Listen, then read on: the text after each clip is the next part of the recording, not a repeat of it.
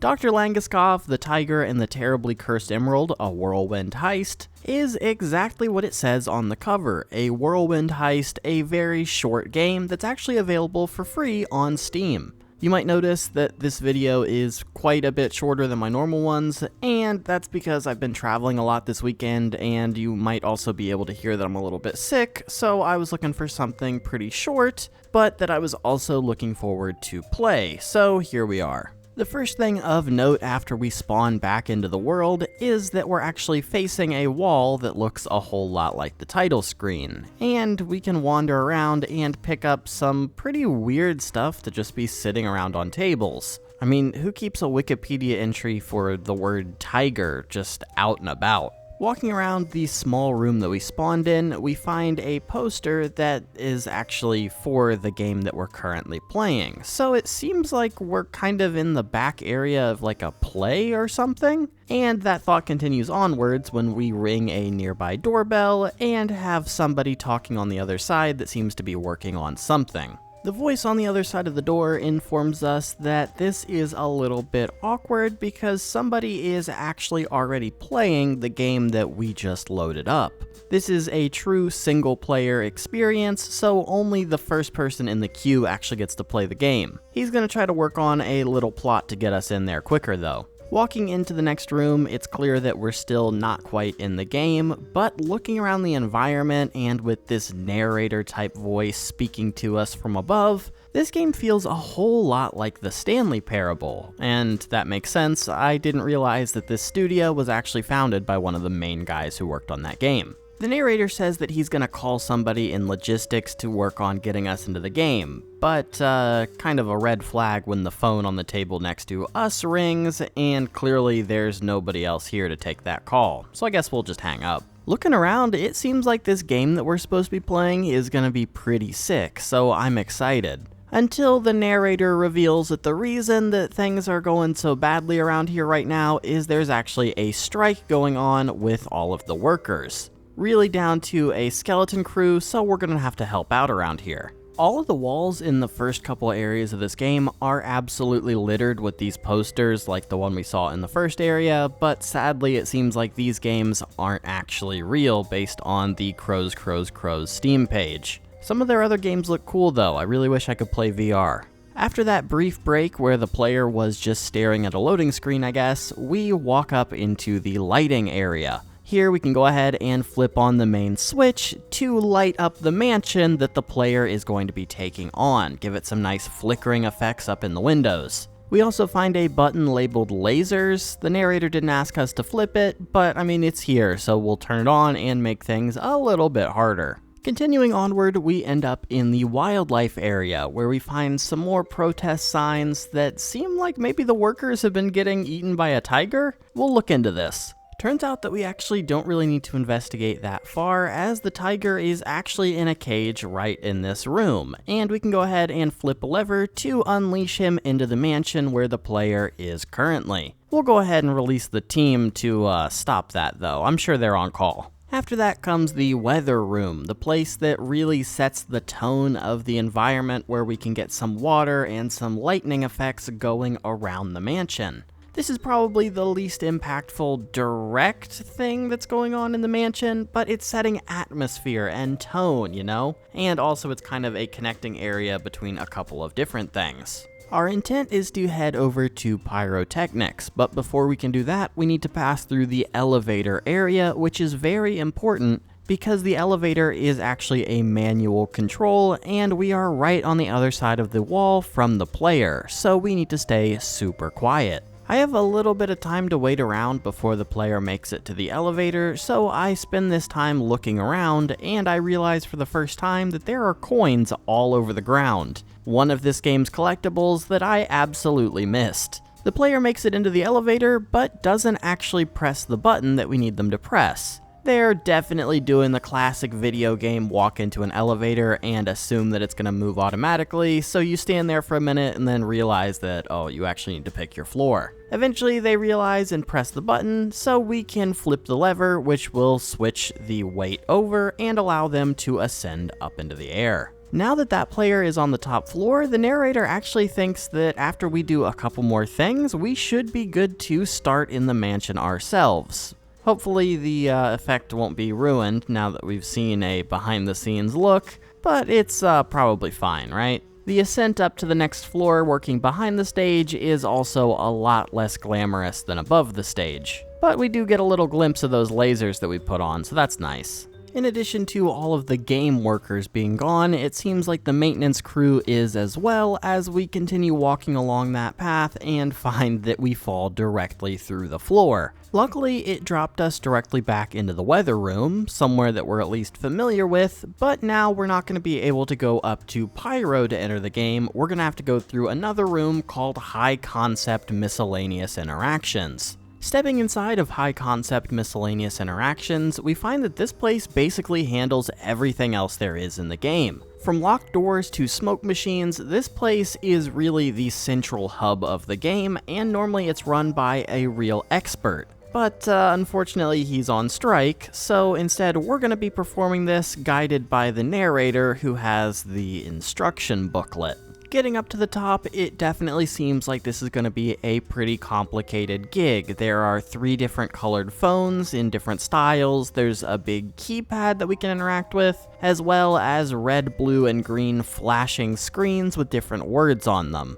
The narrator is going to give us some direction on different numbers to hit on the keypad, but it's not really this guy's forte. He doesn't seem to know what's going on just as much as we do. He continues giving us directions with the keypad, but it really seems like we're not getting anywhere. Nothing's really happening or working, and when we get phone calls that might be able to help us, we just hang them up because we don't know how to use phone. It's so sad.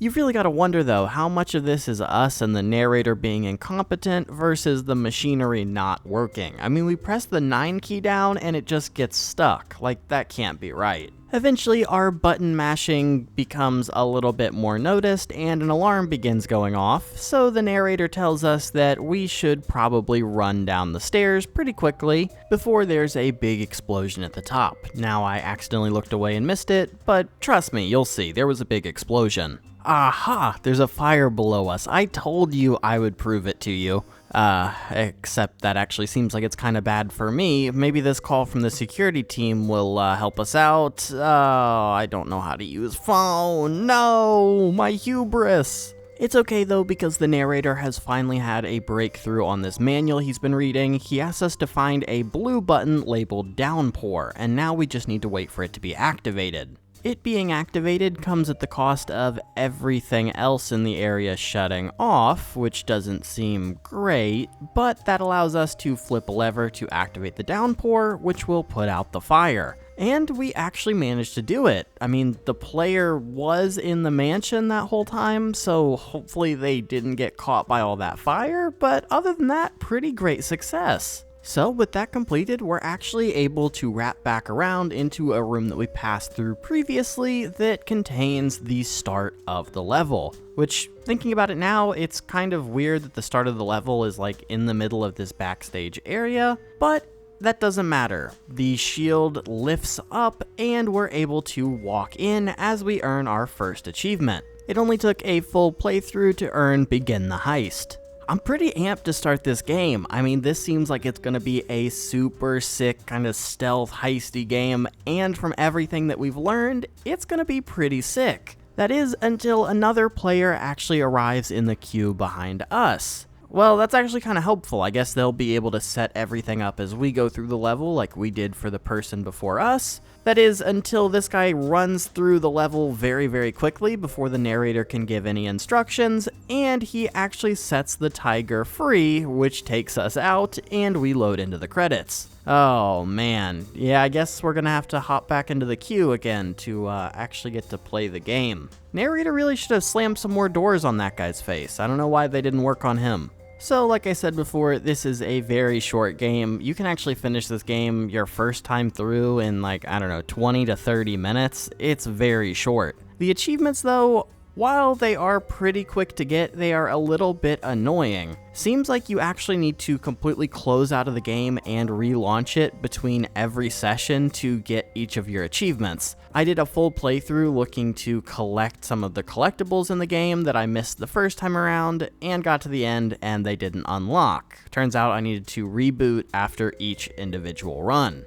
At least this game doesn't have an achievement for waiting 5 years. Doing a double check on speedrun.com, the fastest completion of this game is actually in just 5 minutes, so if you're really blitzing through, it is definitely possible to finish this game very quickly. But, I mean, this is a free game on Steam. This is clearly, like, testing some stuff out. You know, it's a little, small, contained story that's actually pretty interesting. I mean, I definitely wasn't expecting to load into this and play, like, a behind-the-scenes kind of assistant to the game. I did kind of want to play the heist, though. The first achievement of the game is very easy. In the first area, you grab the first 7 coins off the ground, and then you can use the vending machine to get the orange drink, earning the achievement Orange Thief. The description is steal an orange from the orangery, which is funny because that's an area in the actual heist. Haha. The next 2 achievements I actually almost did my first time around. The first one is in the shadows for cutting off the power to all 3 of the lamps in the game.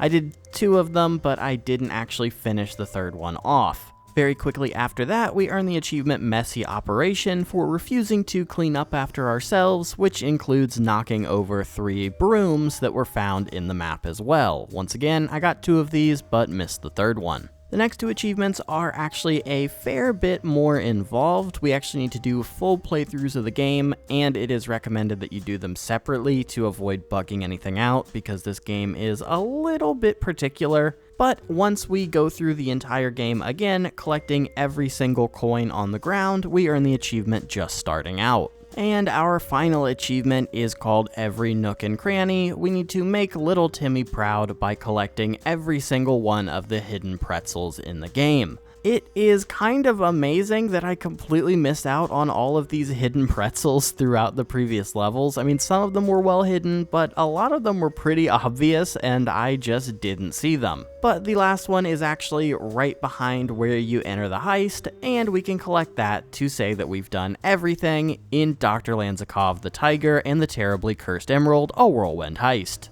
But how did we do? I managed to complete Dr. Langeskov the Tiger and the Terribly Cursed Emerald, a Whirlwind Heist in 88 minutes. That's right, about 4.5 playthroughs of this game was a total of 88 minutes. Crazy work.